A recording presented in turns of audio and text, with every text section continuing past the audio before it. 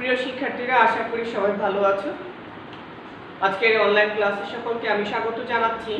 নিশ্চয়ই সবাই ভালো আছো, পড়াশোনা করছো, যেহেতু সামনে পরীক্ষা, সবাই সিরিয়াসভাবে পড়াশোনা করছো। তো আমাদের আইসিটি তৃতীয় অধ্যায়, আমাদের পঞ্চম অধ্যায় প্রোগ্রামিং ভাষা, এটাতে আমি অ্যালগরিদম এবং ফ্লোচার্টের যে পার্টটা ছিল ইতিমধ্যে শেষ করেছি। আজকে থেকে আমি চেষ্টা করব সি প্রোগ্রামিং যে পার্টটা আছে ওইটার সি প্রোগ্রামিং পার্টটা তোমাদের দেখানোর জন্য। তো সি প্রোগ্রামিংটা করার জন্য কিছু কিছু বিষয় তোমাদের জানতে হবে। আমি এখন বলে রাখছি, আমি তোমাদের অতটা ডিটেলসে যাব না। সহজে কিভাবে শুধু সি প্রোগ্রামিংটা করতে পারো সহজভাবে আমি সেগুলো উপস্থাপন করার চেষ্টা করছি। ব্যাখ্যা এত ডিটেলস এখন যাচ্ছি না, পরে যখন সময় থাকবে কলেজ যখন দেখা হবে প্রত্যেকটার আলাদা আলাদা সুন্দর করে ব্যাখ্যা আমি চেষ্টা করব তোমাদেরকে দেওয়ার জন্য। আপাতত যেহেতু অনলাইন ক্লাস আমাদের শর্টে খুব ছোট্ট করে আসলে শেষ করতে হয়, একটু বড়ভাবে যখন আমরা ব্যাখ্যা দাঁড় করাই ভিডিওগুলো দিয়ে তখন আপলোড করতে আমাদের একটু প্রবলেম হয়ে যায়। তাহলে এক্ষেত্রে যেহেতু ছোট্ট ছোট্ট ক্লাস ভাগ করে আমরা নিচ্ছি, তা আমি চেষ্টা করছি জাস্ট যেগুলো খুবই ইম্পর্টেন্ট যেটা জানার দরকার ওইটা দিয়ে বাকিটা পরের যখন ক্লাস করবে আমরা তখন চেষ্টা করবো ব্যাখ্যা দেওয়ার জন্য। তাহলে চলো সি প্রোগ্রামিংটা জানার জন্য প্রথমে যে বিষয়টা তোমাকে জানতে হবে যে ডেটা টাইপ। তাহলে ডেটা টাইপটা কি? আমরা সি প্রোগ্রামিংয়ে অনেক ধরনের ডেটা পাবো বা অনেক ধরনের ডেটা টাইপ সচরাচর আছে, কিন্তু আমরা যে ডেটা নিয়ে সবচেয়ে বেশি সি প্রোগ্রামিংয়ে কাজে লাগবে এটা হচ্ছে ইন্টিজার টাইপের ডেটা এবং ফ্লোটিং টাইপের ডেটা। এই দুই টাইপের ডেটা সবচেয়ে বেশি কাজে লাগবে। তাহলে ইন্টিজার টাইপের ডেটাকে আমরা লিখব ইন্টিজার INT বা ইন্টিজার টাইপের ডেটা। আর ফ্লোটিং টাইপের ডেটার জন্য লিখব FLOAT ফ্লোটিং টাইপের ডেটা। আর ক্যারেক্টার টাইপের ডেটা অনেক সময় ব্যবহার করতে হয়। ক্যারেক্টার মানে হচ্ছে CHAR, চার বা কার এই টাইপের বলে থাকি আমরা। তাহলে চলো ইন্টিজার টাইপের ডেটাগুলো কি বা কোনগুলো এই বিষয়টা একটু বুঝতে হবে ভালো করে। ইন্টিজার মানে হচ্ছে পূর্ণ সংখ্যা। ইন্টিজার মানে এটা কি? পূর্ণ সংখ্যা। ফ্লোটিং মানে হচ্ছে ভগ্নাংশ সংখ্যা। পূর্ণ সংখ্যা সবাই বুঝি। এখন তোমার আমি যদি বলি ক্লাসে ছাত্র সংখ্যা কতজন, নিশ্চয়ই এটা দশমিক হবে না, এটা কি হবে? পূর্ণ সংখ্যা হবে। আবার যদি বলছি লিপ ইয়ার নির্ণয় করলাম আমরা, লিপ ইয়ার নির্ণয় করার ক্ষেত্রে বছর কখনো কি দশমিক হয়? বছর দশমিক হয় না, বছর পূর্ণ সংখ্যা হয়। তাহলে এটা লিপ ইয়ার যখন নির্ণয় করবো আমি ডেটা টাইপ নিব ইন্টিজার টাইপের ডেটা। আমি যখন স্টুডেন্ট সংখ্যা জিজ্ঞেস করবো ক্লাসের স্টুডেন্ট সংখ্যা কতজন, তখন নিশ্চয়ই এটা দশমিক, কোনো ভগ্নাংশ সংখ্যা হবে না।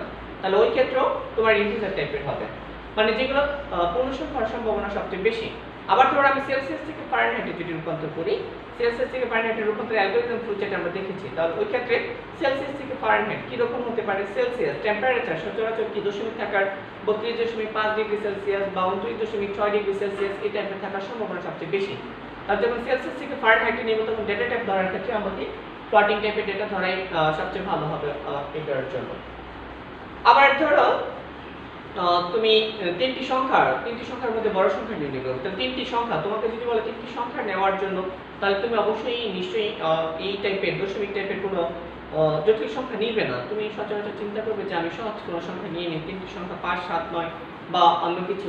তাহলে এই ক্ষেত্রে তিনটি সংখ্যার মধ্যে বড় সংখ্যা নির্ণয়, তাহলে এই ক্ষেত্রে তুমি চিন্তা করতে হবে আমি কি নিব? ইন্টিজার টাইপের ডেটাই নিব। তখন ফ্লোটিং টাইপের ডেটাতে তুমি যাবে না। তাহলে ফ্লোটিং টাইপের ডেটাটা কোনটা? যেমন দুটি সংখ্যার ঘষাগু নির্ণয় করার জন্য যদি আমরা বলি দুইটি সংখ্যার ঘষাগু নির্ণয় করো, তাহলে দুইটি সংখ্যার ঘষাগু নির্ণয় করা। তাহলে ঘষাগু নির্ণয় করতে ক্ষেত্রে তোমাকে কি করতে হবে? দুইটি সংখ্যার ঘষাগু, তাহলে দুইটি সংখ্যা তুমি নিবে, তাহলে নিশ্চয়ই পূর্ণ সংখ্যা নেবে, ইন্টিজার টাইপের সংখ্যা নেবে। আবার ত্রিভুজে তিন বাহুর ক্ষেত্রফল নির্ণয় করো, তিনটা বাহু, ত্রিভুজে তিনটা বাহু একটা বাহু হচ্ছে 4.3 ডিগ্রি সেন্টিমিটার বা 2.5 ডিগ্রি সেন্টিমিটার, তাহলে এটা কি আসলে দশমিক থাকার সম্ভাবনা থাকে। তাহলে এই ক্ষেত্রে তোমাকে কি নিতে হবে? তোমাকে ইন্টিজার টাইপের ফ্লোটিং টাইপের ডেটা নিয়ে সবচেয়ে ভালো হবে বা বুদ্ধিমানের কাজ হবে। আবার কখনো কখনো আমাদের ABCD বা বিভিন্ন অক্ষর নিয়ে কাজ করতে হয়, যেমন সেন্ট মেরিসের কথা বললাম। তাহলে এখানে ABCD বিষয়গুলো আছে, তাহলে ওইগুলো যদি ABCD দিয়ে হবে তাহলে এগুলো হচ্ছে ক্যারেক্টার টাইপের ডেটা। আবার আমি সহজ করে বলছি, ইন্টিজার মানে হচ্ছে পূর্ণ সংখ্যা, যেখানে দশমিক থাকবে না, পূর্ণ সংখ্যা। দুটি সংখ্যার ঘষাগু নির্ণয় করো, তুমি লিপ ইয়ার নির্ণয় করো, তাহলে লিপ ইয়ারটা আমরা সচরাচর দশমিক হয় না, তাহলে ওই ক্ষেত্রে কি হবে? ইন্টিজার টাইপের হবে। আবার প্লটিংটা কখন হচ্ছে? প্লটিংটা হচ্ছে যেটা ভগ্নাংশের সম্ভাবনা সবচেয়ে বেশি। যেমন আমি তোমাকে বললাম তোমার জিপিএ পয়েন্টটা বলো, তাহলে জিপিএ পয়েন্ট এটা অবশ্যই কি হচ্ছে? দশমিকে আসছে, তাহলে এই ক্ষেত্রে তোমাকে প্লটিংয়ে যেতে হবে। ইন্টিজার টাইপের ডেটার জন্য তোমার ফরম্যাট স্পেসিফায়ার হিসেবে ব্যবহার করতে হবে %d।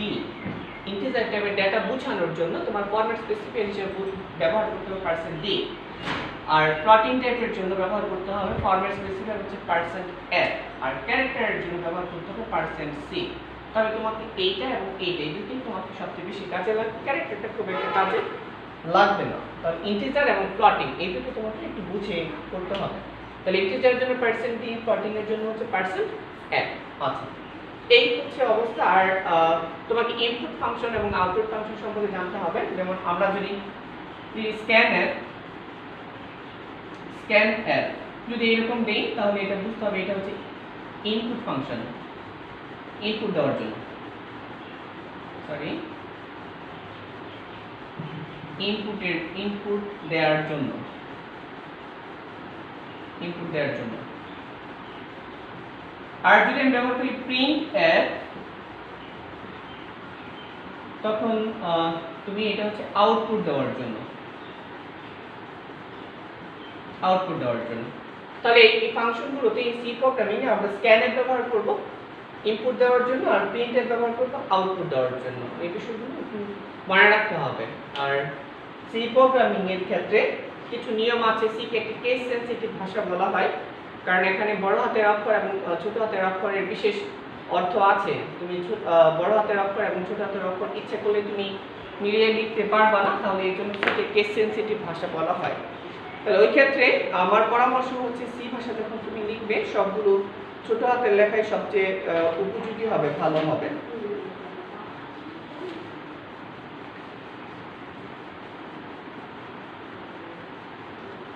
আমরা যে ভেরিয়েবল ঘোষণা করি, ভেরিয়েবল ঘোষণা করার কিছু নিয়ম আছে। যেমন যে কোনো একটা ভেরিয়েবল নিতে হয়, ডিক্লেয়ার করতে হয়। সিতে ভেরিয়েবল ডিক্লেয়ার করার বেশ কিছু নিয়ম আছে, আমি নিয়মগুলো একটু বলি। যেমন ভেরিয়েবলের প্রথম অক্ষর অবশ্যই আলফাবেটিক হতে হবে।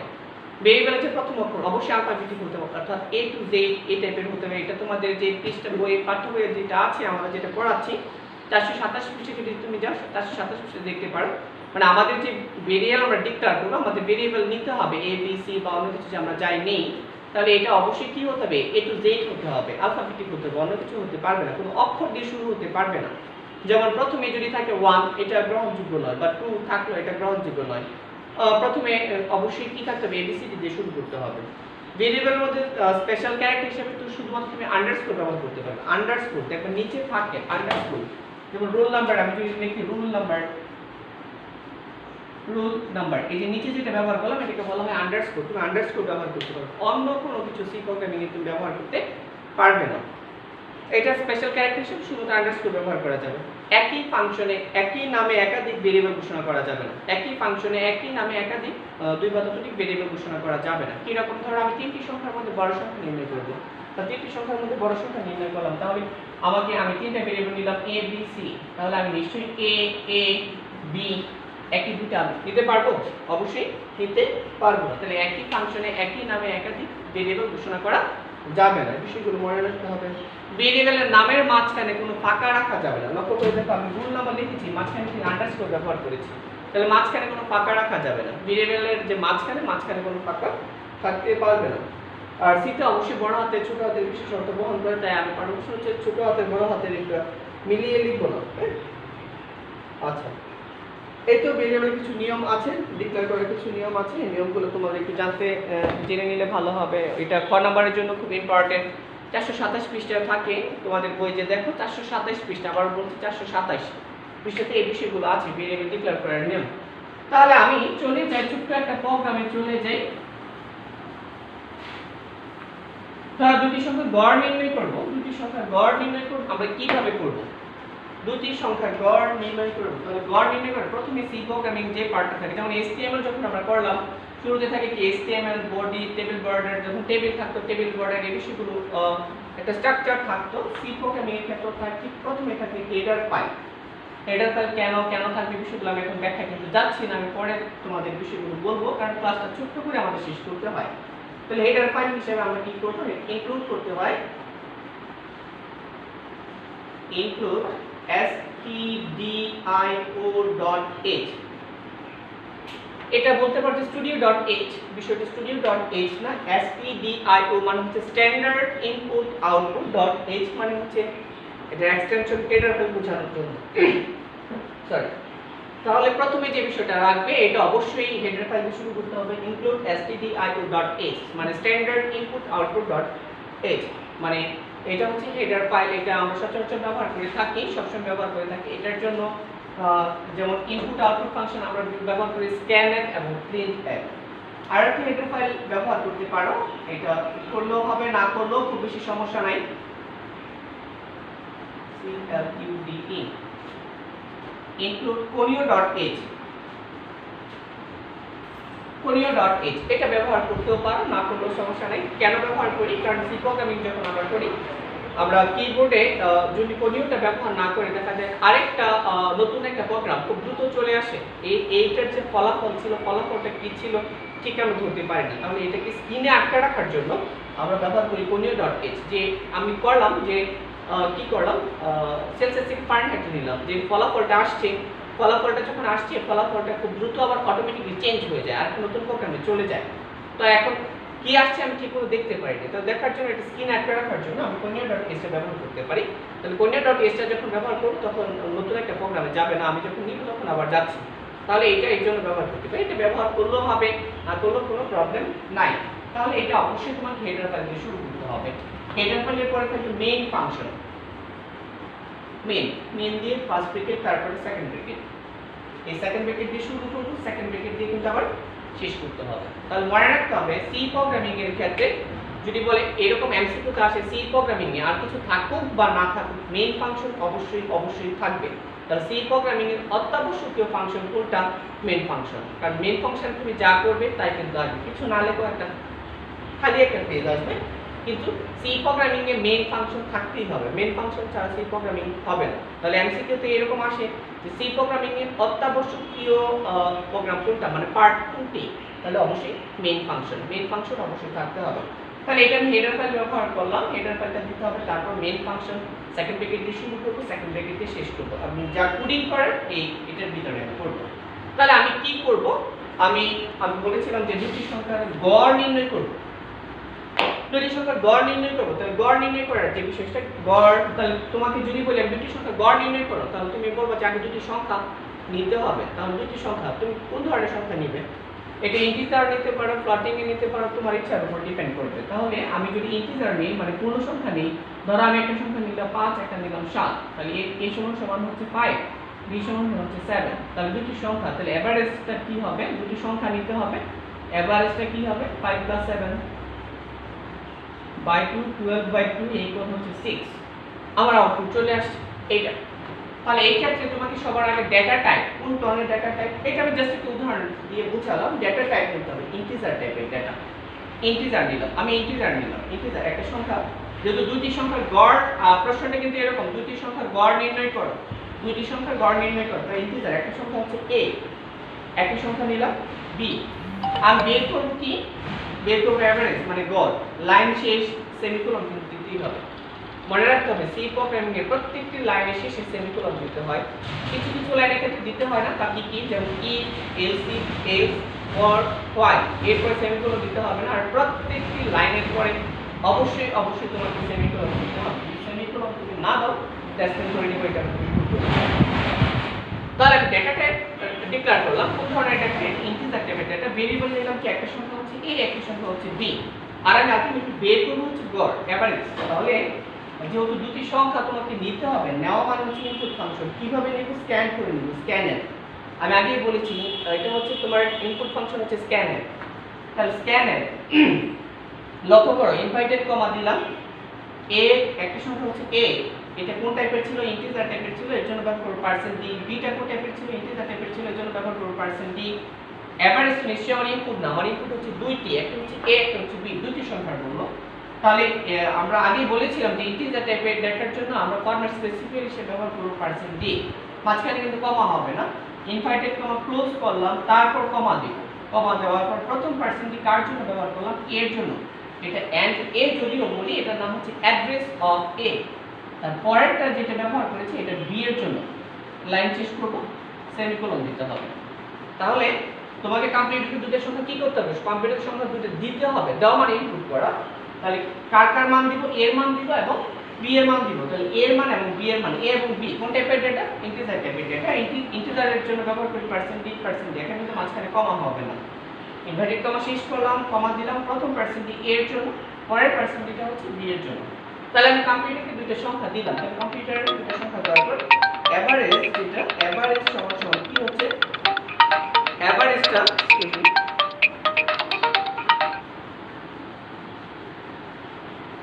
এভারেজের যে সূত্রটা, এভারেজ এর আগে আর কিছু বিষয় দেখানো উচিত ছিল, আমার ঠিক ভুলে গেছি, আগামী ক্লাসে আমি দেখাবো। এভারেজ ফাংশন আমরা ব্যবহার করব এইভাবে a + b/2, আমার ব্যবহার কথা a + b/2, কিন্তু সি প্রোগ্রামিং আমি এইভাবে ব্যবহার করতে পারবো না। সি প্রোগ্রামিং এ a + b, এই ভাগ চিহ্নটাকে এইভাবে ব্যবহার করতে হবে। তাহলে এভারেজের সূত্রটা কি, a + b/2, এটা সূত্র বসাই দিলাম। তার সূত্র বসানোর পরে কি আসবে, ফলাফল আসবে। ফলাফল মানে কি, আউটপুট, প্রিন্টএফ। তাহলে প্রিন্টএফ ফলাফলটা এভারেজ কোন টাইপের আমরা ধরেছি, ইন্টিজার টাইপের, ইন্টিজার জন্য %d, %dতে কার মান আসবে, এভারেজের মান আসবে, মানে ফলাফলটা আসবে।